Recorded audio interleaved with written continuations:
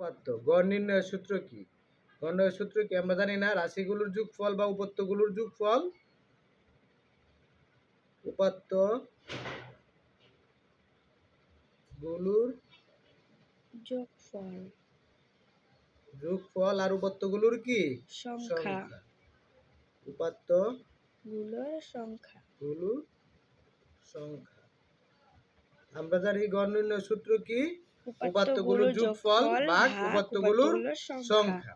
তাহলে দেখেন উপাত্ত আছে দেখেন কয়টা? 1টা 2টা 3টা 4টা 5টা 6টা। এই 6টা উপাত্তর আমি কি করব? এই 6টা উপাত্ত আমি কি করব? যোগ করব।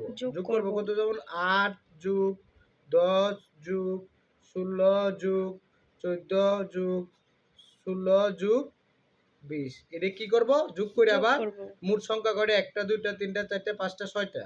এই 6 দিয়ে আবার কি করব? ভাগ করব। এইগুলা যোগ করে 6 দিয়ে ভাগ করলে যেটা হইবে এটাই কি? এর গড়। আটকাও।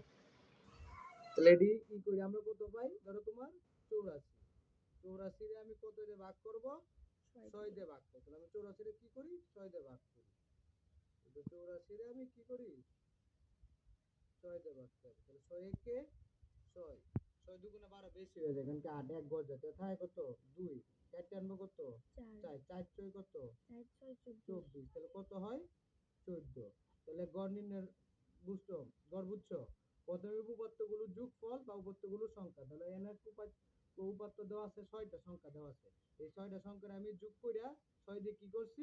ভাগ করছি। ভাগ করলে যেটা বের হইলো এর উত্তর।